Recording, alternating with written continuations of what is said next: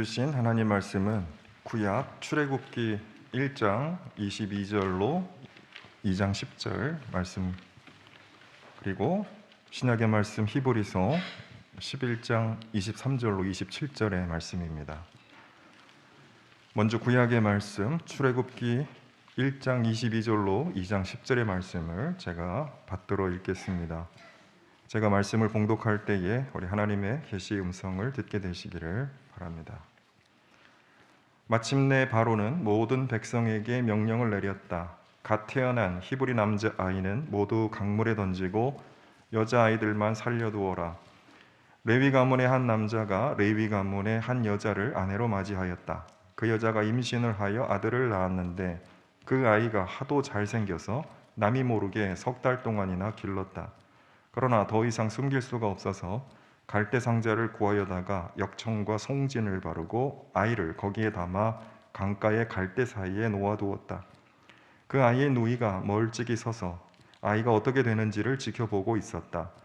마침 바로의 딸이 목욕을 하려고 강으로 내려왔다. 시녀들이 강가를 거닐고 있을 때 공주가 갈대 숲 속에 있는 상자를 보고 시녀 한 명을 보내서 그것을 가져오게 하였다. 열어보니 거기에 남자아이가 울고 있었다. 공주가 그 아이를 불쌍히 여기면서 말하였다. 이 아이는 틀림없이 히브리 사람의 아이로구나. 그때에 그 아이의 누이가 나서서 바로의 딸에게 말하였다. 제가 가서 히브리 여인 가운데서 아기에게 젖을 먹일 유모를 데려다 드릴까요? 바로의 딸이 대답하였다. 그래, 어서 데려오너라. 그 소녀가 가서 그 아이의 어머니를 불러왔다. 바로의 딸이 그에게 말하였다. 이 아이를 데리고 가서 나를 대신하여 젖을 먹여다오. 그렇게 하면 내가 너에게 삭슬 주겠다.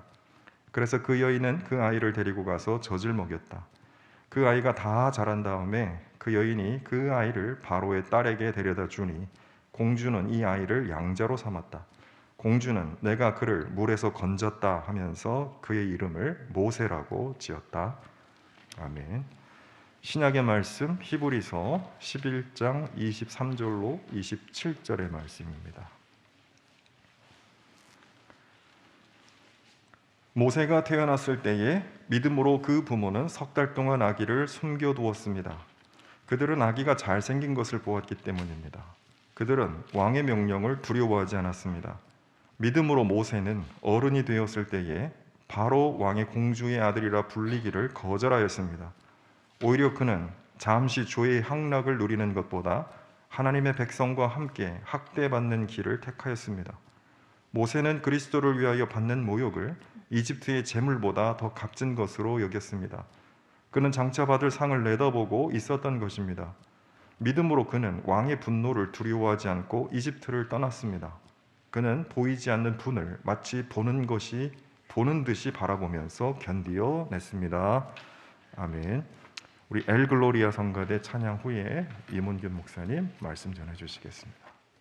옛날 이집트에서 종살이하던 히브리인들은 아들을 낳으면 강물에 던져야 했습니다. 그러나 우리는 어떻습니까? 아이를 많이 낳아 키우라고 격려받는 나라에서 살고 있습니다. 지방 정부 따라서는 자녀를 낳으면 이런저런 혜택을 주겠다고 아이를 많이 낳도록 격려합니다. 그렇지만 우리에게도 자녀를 낳고 기르고 교육시키는 일은 만만치 않습니다. 자녀를 낳고 키우려면 비용도 많이 들고 수고와 희생이 요구됩니다. 그래서 자녀를 키우는 데 드는 에너지와 비용을 생각하면 아기를 낳을 엄두가 나지 않는다고 실제로 아기를 안 낳는 경우도 있습니다. 자녀가 성인이 되었다고 문제가 다 해결되는 것은 아닙니다. 유튜브를 보니까요, 노후의 위기 가운데 자녀 위험이라는 거 있더라고요. 무슨 소리 하려고 그러나 봤더니 자녀를 잘못 키우면 부모가 장년이 된 자녀를 부양해야 되는 사태가 벌어진다는 것입니다. 또 자녀가 이런저런 요구를 이기지 못해서 집을 담보로 내주었다가 노숙자 신세가 되는 수가 있으니까 절대로 자녀에게 그런 일이 생기지 않도록 주의하라고 하는 것을 들었습니다. 옛날이나 오늘이나 자녀를 키우고 돌보고 교육시키는 일은 참 어렵습니다. 오늘 본문은 자녀 양육에 대해서 우리에게 어떤 가르침을 줄 것 같습니까? 별로 그런 내용 없어 보입니다. 우리가 귀를 기울여 들어야 될 메시지가 무엇입니까? 저는 우리가 들어야 될 메시지를 갈대상자라는 이미지로 한번 정리해 봤습니다. 여러분, 엄마는 자녀에게 3개의 갈대상자가 돼 주어야 합니다. 그게 뭘까요? 본문을, 구약 신약 본문을 자세히 읽으면 뭔가 힌트를 얻을 수 있을 것 같습니다. 물론 이게 일반적인 문제 마냥 정확한 대답이 될 수는 없습니다만은 저는 3개의 갈대 상자를 다음과 같이 한번 찾아봤습니다. 첫 번째 갈대 상자는 아기를 몸 안에 품고 출산하는 자궁으로 대표되는 생명의 갈대 상자입니다. 두 번째 갈대 상자는 아기를 낳은 후 아기를 뉘어놓는 요람으로 대표되는 갈대 상자입니다. 세 번째 갈대 상자는 그 아이가 세상에서 사람답게 살도록 교육시키는 교육의 갈대 상자입니다.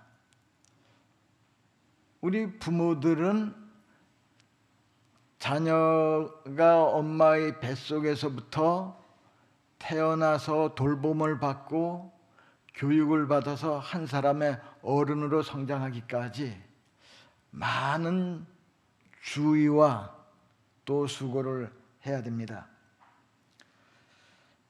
오늘 본문 2절에 보면 한 여인이 임신하여 아들을 낳았다 이렇게 기록하고 있습니다. 임신하자마자 낳진 않았을 테니까 틀림없이 이 여인은 생명을 자기 몸 안에 궁궐인 자궁 안에 품고 10달 동안 조심스럽게 키웠을 것입니다. 그러니까 이 여인은 아기에게 첫 번째 갈대상자, 생명의 갈대상자가 되어 주었습니다. 모든 아기는 이런 엄마의 10달 동안의 수고와 아픔을 통해서 이 세상에 태어나지요. 그런데 3절을 보면 여인은 태어난 아기를 안전하게 보호하고 지켜주는 돌봄의 갈대상자 역할은 할 수가 없었습니다. 히브리 남자아이는 모두 강물에 던지라는 이집트 왕의 포고령이 무서워서 얼마 동안은 숨겨서 길렀지만 더 이상 기를 수 없게 되자 이 여인은 아기에 대한 돌봄의 갈대상자가 역할을 하는 것을 포기할 수밖에 없었습니다.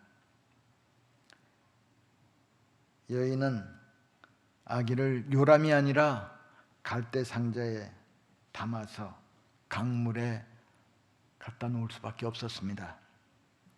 연평안이라는 분이 계시죠? 이분이 이 본문을 깊이 생각하면서 읽었습니다. 성경 안으로 들어가서 본문에 나오는 여인을 자세히 들여다봤습니다. 우리도 본문 안으로 들어가 보십시다. 무엇이 보입니까? 갈대상자를 구해다가 물이 새지 않도록 역청과 나무진을 바르는 여인의 비장한 모습이 보입니다. 더 가까이 들여다보니 여인의 얼굴에서 눈물이 흘러내리고 있습니다. 동그란 눈으로 자기를 바라보고 있는 이 아들을 요람이 아니라 갈대상자에 뉘어놓는 여인의 마음이 찢어집니다. 여인은 그 갈대상자를 들고 나일강으로 갑니다. 조심스럽게 갈대 사이 강물에 내려놓습니다. 강물에 둥둥 떠 있는 아들을 보면서 엄마는 기도를 드립니다. 연평안님은 그 내용을 노랫말에 담았습니다. 그리고 거기에 곡을 붙였습니다. 그렇게 만들어진 노래가 여러분도 아마 많이 들어보셨을 텐데 요게벳의 노래라고 하는 그런 노래입니다. 제가 불러드릴 수 있으면 좋겠지만 자신이 없어서 가사만 적어왔습니다. 한번 들어보세요. 작은 갈대상자 물이 새지 않도록 역청과 나무진을 칠하네. 어떤 마음이었을까? 그녀의 두 눈에 눈물이 흐르고 흘러 동그란 눈으로 엄마를 보고 있는 아이와 입을 맞추고 상자를 덮고 강가에 띄우며 간절히 기도했겠지. 정처 없이 강물에 흔들흔들 흘러내려가는 그 상자를 보며 눈을 감아도 보이는 아이와 눈을 맞추며 주저앉아 눈물을 흘렸겠지. 너의 삶의 참 주인, 너의 참 부모이신 하나님, 그 손에 너의 삶을 맡긴다. 너의 삶의 참 주인, 너를 이끄시는 주 하나님, 그 손에 너의 삶을 드린다. 그가 널 구원하시리, 그가 널 이끄시리, 그가 널 사용하시리, 그가 너를 인도하시리.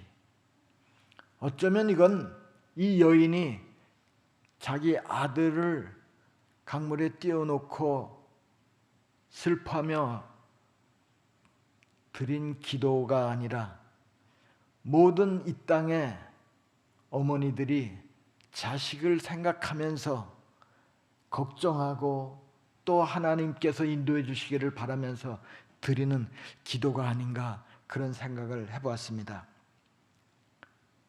그 여인의 아들은 어떻게 됐습니까? 하나님이 그 아기를 돌보아 주셨습니다. 아이가 뉘어있는 갈대상자가 목욕을 하러 강가로 나온 이집트 공주에게 발견되지요. 울고 있는 아이를 보자 그 공주는 불쌍한 마음이 들었습니다. 그래서 그 아이를 어떻게 해서라도 살리고 싶었습니다. 그때 몰래 지켜보고 있던 그 아이의 누나가 달려나가 유모를 소개하겠다고 하고 자기 엄마, 즉 그 아이의 엄마를 데려옵니다. 공주는 그 여인에게 자기 대신 이 아기를 데려다가 젖을먹을 키워주면 삭슬 주겠다고 제안합니다. 세상에 자기 친아들에게 젖 먹여주고 돈 받는 사람, 이 여인밖에 없을 것 같습니다. 어쨌든 이 여인은 그 아들을 안고 젖을 먹일 수 있게 되었습니다. 오늘 본문 구약과 신약 어디에 보아도 이 여인의 이름은 나오지 않습니다.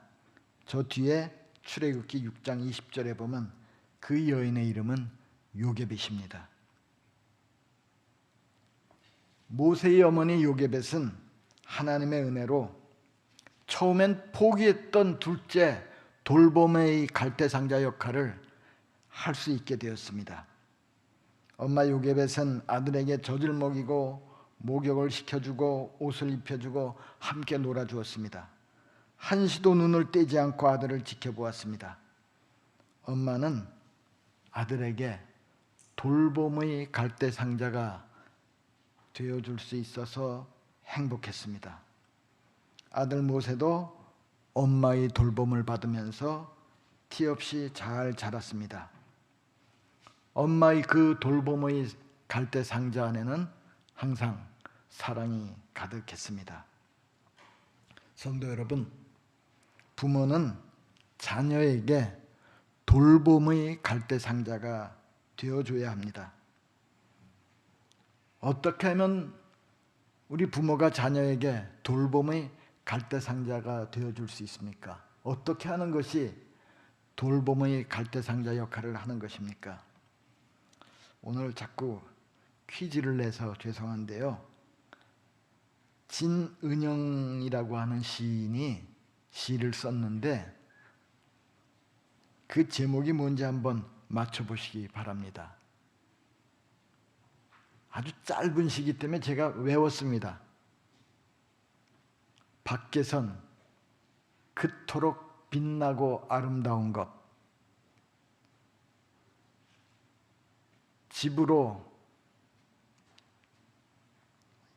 집에만 가져가면 꽃이 화분이 다 죽었다. 그토록 빛나고 아름다운 것, 집에만 가져가면 꽃들이 화분이 다 죽었다. 제목이 뭐 같습니까?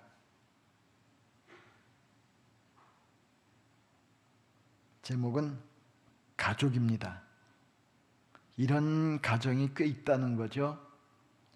밖에서는 꽤 빛나고 알아주고 당당한데 집에만 들어가면, 집에만 가져가면 시들어버리는 꽃들처럼 집에만 가면 주눅이 들고 시들어버리는 그런 가정이 있죠. 그런 가정에서는 자녀가 돌봄을 제대로 받고 싱싱하게 피어날 수가 없습니다. 자녀에게 두 번째 갈대 상자가 되어준다는 것은 자녀가 집에 오면 생기 있게 될수록 그런 가정을 만들어주는 게 부모의 돌봄의 책임입니다. 원래 갈대 상자는 구멍이 뚫려 있게 마련입니다. 바람이 스며들게 마련입니다. 부모는 그 자녀를 위해서 갈대 상자의 구멍을 막아주고, 그래서 비바람이 들어치지 않도록 자녀를 따뜻하게 품어줘야 됩니다. 부모가 서로 사랑하고 존경함으로써 그런 일을 할 수 있는 겁니다. 부부가 다투고 서로 비난하면 자녀는 불안해지고 생기를 잃습니다. 물론 부부가 어떻게 항상 사이좋게만 지내겠습니까? 때로는 다툴 때도 있습니다. 그래도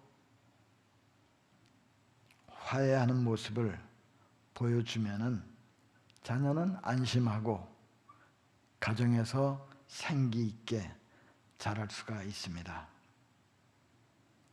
이번은 세 번째 갈대 상자입니다.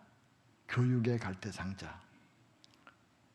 요게벳은 아들 모세를 보살피고 돌보아 주었을 뿐만 아니라 아들에게 세 번째 갈대 상자, 즉 교육의 갈대 상자 역할을 잘 했습니다.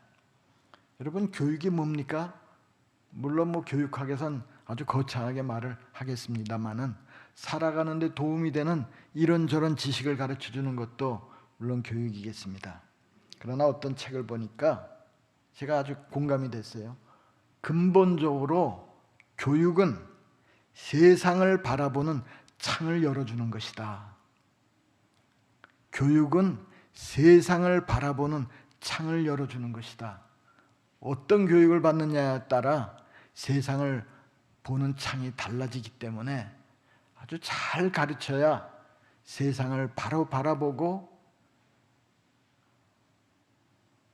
용기 있게 살아갈 수가 있을 것입니다. 교육을 받으면 자신을 보는 눈이 달라지고 세상을 바라보는 눈이 달라지고 세상을 살아가는 목적이 달라집니다. 그런데 우리의 학교 교육, 아니 가정 교육 역시 자녀들에게 자기가 누군지 알게 해주고 세상을 바라보는 창을 열어주고 그래서 내가 이 땅에서 왜 사는지 알 수 있도록 해주는 근본적인 교육의 역할을 모두 포기한 채로 그냥 이 사회가 요구하는 대로 성공만을 향해서 달려가도록 그렇게 격려하고 때로는 몰아붙입니다. 요게벳은 아들 모세에게 세상을 바라보는 창을 열어주었습니다. 모세에게 자기가 누구인지 가르쳐 줬습니다. 너는 하나님의 백성이다. 이게 우리가 자녀들에게 가르쳐 줘야 될 교육의 가장 근본적인 내용입니다. 너는 하나님의 백성, 하나님의 자녀다. 이걸 깨닫게 해주고 이걸 마음속에 깊이 심어주면 그런 교육을 받지 않은 사람보다 훨씬 자기에 대한 존중감을 갖게 되고 당당하게 세상을 살아갈 수가 있습니다. 그 결과 모세는 어떤 사람이 되었습니까? 오늘 신약 본문 히브리서 11장 23절 이하는 어머니 요게벳의 교육을 통해서 그가 어떤 사람이 되었는지를 증언해 주고 있습니다. 모세는 잠시 죄악의 향락을 누리는 것보다 하나님의 백성과 함께 학대받는 길을 택했다. 모세는 이집트의 재물보다 하나님의 뜻을 이루기 위해 모욕받는 것을 더 값진 것으로 여겼다. 그는 보이지 않는 하나님을 마치 보는 듯이 바라보면서 견디어냈다. 무슨 얘기입니까? 요게벳은 비록 배운 게 별로 없는 이집트에서 종살이하는 사람의 아내였지만은 그 여인은 아들 모세에게 믿음을 심어줬습니다. 너는 하나님의 백성이다. 너는 고난받는 백성과 함께 고난을 받아야 한다. 그래서 모세는 결국 이스라엘의 해방자가 되었습니다. 스탠리 하우어스라는 학자가 있죠. 이분이 이런 말을 했습니다. 자신들의 가치와 확신을 자녀들과 공유하려 하지 않는 부모는 칭송받아서는 안 된다. 아마 미국의 일반적인 분위기가 자녀의 어떤 자유를 인정해주고 스스로 판단하는 대로 살아가도록 이렇게 자유를 주는 걸 굉장히 좋은 부모처럼 하는 게 있는 거 아닌가, 이 말을 보면 그런 생각이 듭니다. 개성을 존중한다고 해서 자녀가 자기 소견에 좋은 대로 살아가도록 방치하는 것은 좋은 부모가 아니라 부모가 해야 될 책임을 제대로 하지 않는 것입니다. 교육의 갈대상자 역할을 포기하는 것입니다. 요게벳이 모세에게 그가 하나님의 백성임을 가르쳤듯이 우리도 자녀들에게 너는 하나님의 사랑받는 자녀다. 우리 부모들이 가지고 있는 믿음의 확신을 그냥 자기만 간직하는 게 아니라 자녀들과 공유해야 한다는 것입니다. 구체적으로 저는 우리 그리스도인 부모들이 자녀들에게 세례를 받을 수 있도록 도와줘야 한다고 생각을 합니다. 자녀가 교회를 다니든지 안 다니든지 세례를 받든지 안 받든지 그냥 그렇게 방치하는 것은 어쩌면 부모 자신이 확신이 없기 때문이 아닌가 그런 생각이 듭니다. 세례를 받게 함으로써 우리 자녀가 주님과 함께 하나님의 사랑이라고 하는 시면 속으로 들어가도록 부모가 적극적으로 안내를 해야 합니다. 하나님의 사랑을 알 수 있도록 모든 기회를 통해서 가르쳐야 합니다. 그러면 자녀는 자기가 누구인지를 제대로 알고 이 세상을 다른 사람들이 보는 식으로 보는 게 아니라 믿음의 눈으로 바라볼 수 있는 시야를 얻게 됩니다. 물론 세례를 받았다고 다 그런 경지, 그런 깨달음을 얻는 건 아닙니다. 그러나 좀 부족하더라도 세례를 받으면은 그 세례가 그 자녀에게 영향을 미칩니다. 종교개혁자들은 그래서 세례와 성찬, 성례전을 하나님의 은혜를 매개하는 수단이 된다 그랬습니다. 나중에라도 세례받는 것을 받은 것을 회상함으로써 그 사람은 하나님과 자기의 관계가 어떤 것인지 회복할 수 있게 된다는 것입니다. 얼마 전에 제가 니콜라스 월터스토프라고 하는 오랫동안 칼빈 대학교에서 교수를 했고 예일 대학교에서 교수를 한 미국 철학회 회장을 지냈더라고요. 그 저자 소개해 보니까 뭐 대단한 학자라고 하는데, 이분이 쓴 경이로운 세상에서라고 하는 제목의 그 회고록 책을 읽었습니다. 처음 그 책을 들었을 때는 제목이 좋아서 들었습니다. 경이로운 세상에서. 이 사람이 친구는 아니니까 이 친구가 아니라 이 사람이 뭐 어떻게 살았길래 경이로운 세상에서라고 제목을 붙였을까 궁금해서 열심히 읽었습니다.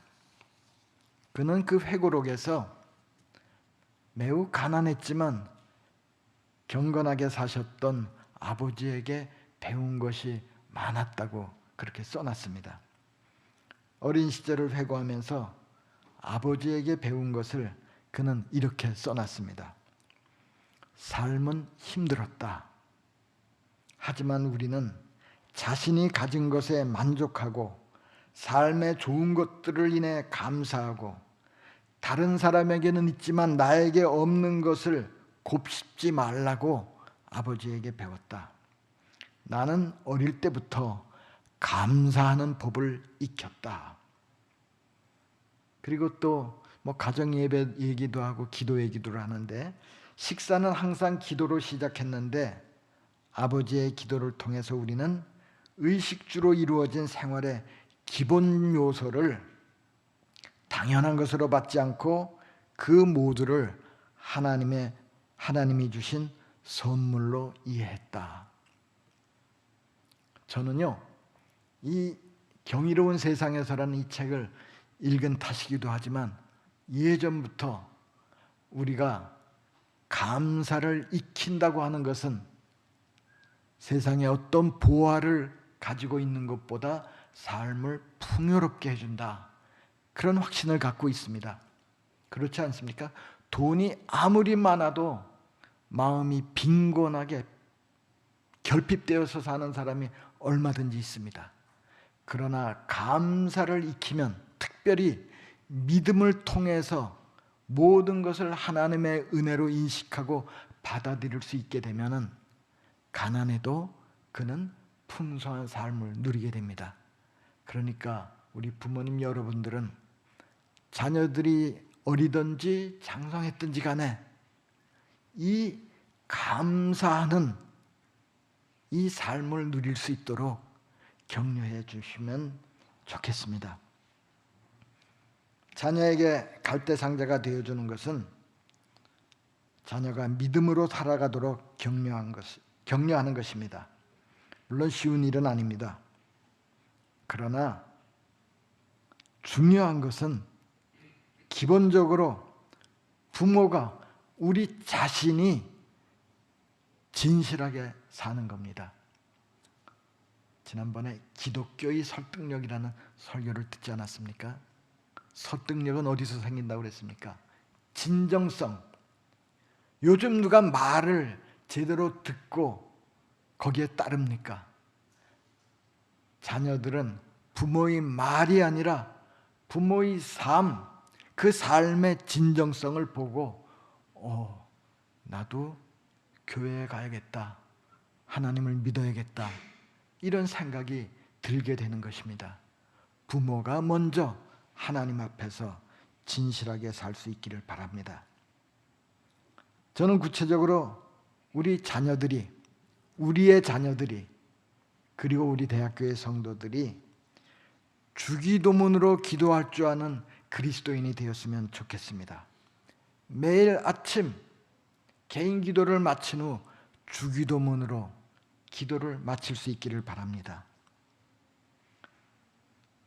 유혹이 많고 어둡고 퇴폐적인 이기적인 세상에서 주기도문을 드릴 수 있다는 것은 하나님의 거룩하심을 높이는 삶, 하나님의 뜻을 먼저 구하고 하나님의 다스림을 기뻐하고 일용할 양식을 감사하고 다른 사람을 용서하고 유혹에 빠지지 않기를 하나님께 간구하면서 하나님의 영광을 목적으로 삼아 살아갈 수 있도록 우리가 주기도문을 자녀들에게 가르치고 그 주기도문에 담긴 기도의 뜻을 따라서 기도하고 생각하면서 살게 하면 아마 우리가 노후에 자녀의 위험이라는 예기치 않은 사태를 맞을 가능성은 거의 없을 겁니다. 나이가 들어서도 자녀들과 좋은 관계를 유지하면서 살아갈 수 있게 될 것입니다. 오늘 말씀을 마치기 전에 우리가 기억해야 될 2가지만 언급하고 마치겠습니다. 저는 여러분에게 자녀를 위한 갈대상자가 되어야 된다고 말씀드렸습니다. 그런데 정작 우리 자신의 갈대상자가 낡고 구멍이 나고 찢어져 있으면 어떻게 합니까? 아까 말씀드렸듯이 부모가 먼저 온전하게 서야 됩니다. 그래야 그 부모와 함께 자라는 자녀가 건강한 사람으로 성장할 수 있습니다.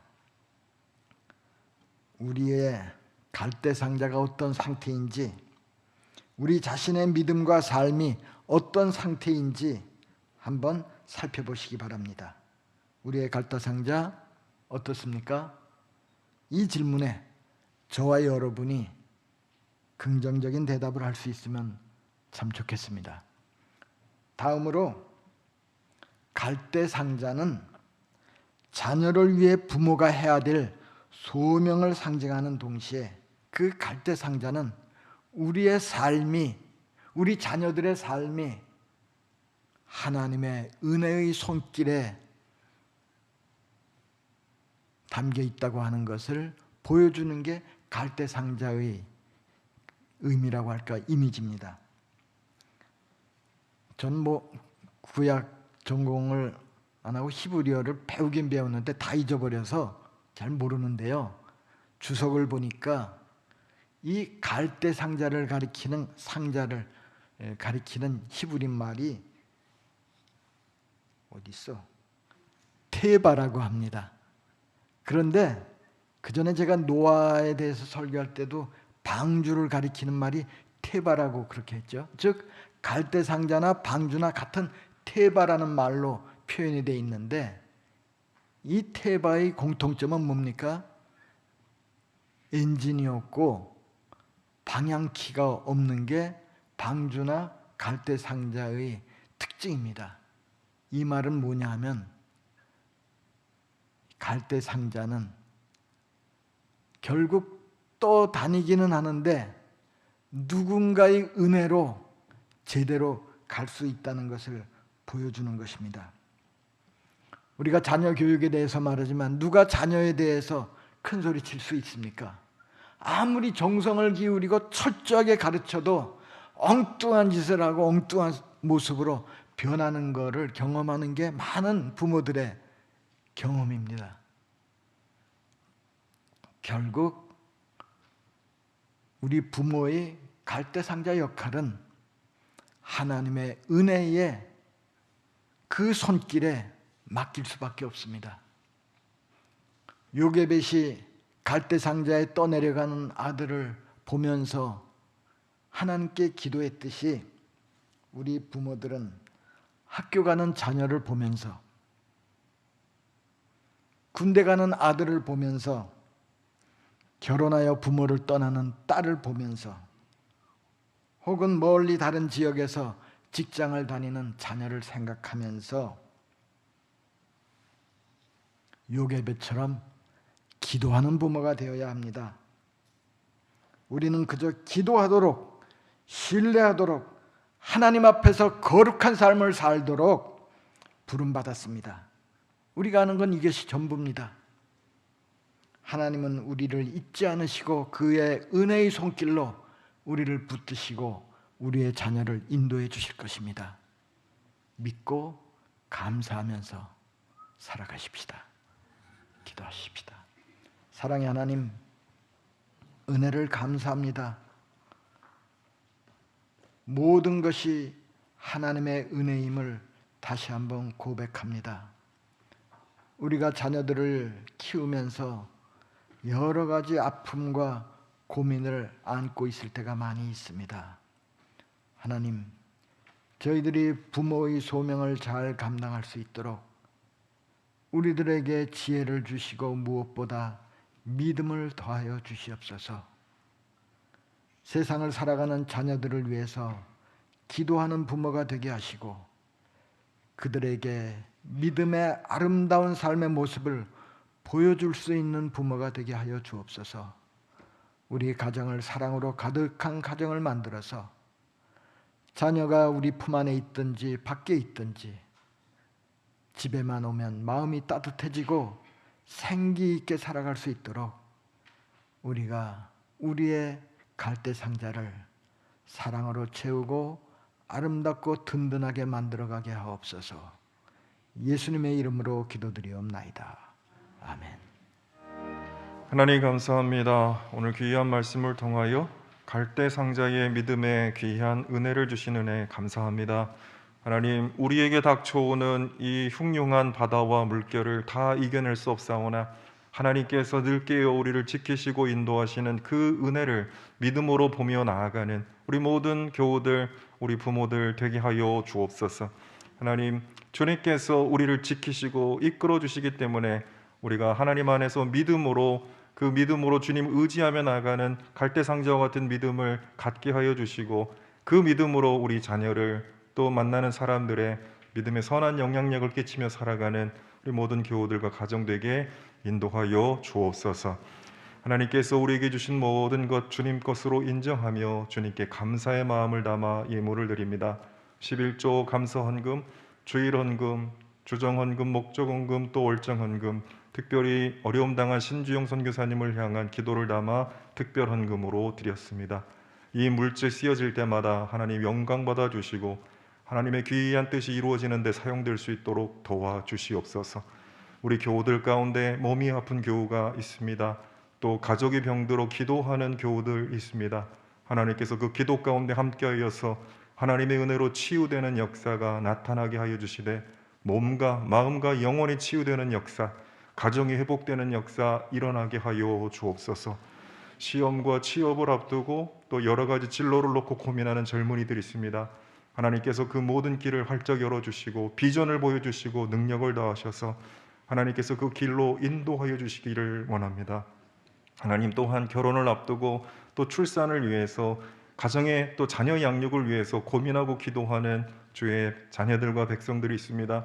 하나님께서 그 길을 인도하여 주시고 우리가 감당하지 못할 것들을 하나님께서 책임져 주시고 인도하셔 주신다는 그런 사실을 믿고 하나님 기도하며 나아갈 때 우리 가정의 모든 문제가 주님 은혜 가운데 형통하도록 이루어지는 역사가 우리 모든 교우들에게 나타나게 하여 주옵소서. 우리 교회에 연로하신 어르신들 영육간에 강건하게 도와주시고 어린아이, 대학생, 청년들에 이르기까지 그리고 장년부에 이르기까지 하나님의 영광 드러내는 귀한 교회 되게 하여 주시고 특별히 어려운 때에 사람을 길러내는 교회, 청소년과 청년들과 대학생들을 주님의 사람으로 길러내는 우리 대학교회, 선교적 사명을 감당하는 교회 될 수 있도록 주님 도와주시고 인도하여 주옵소서.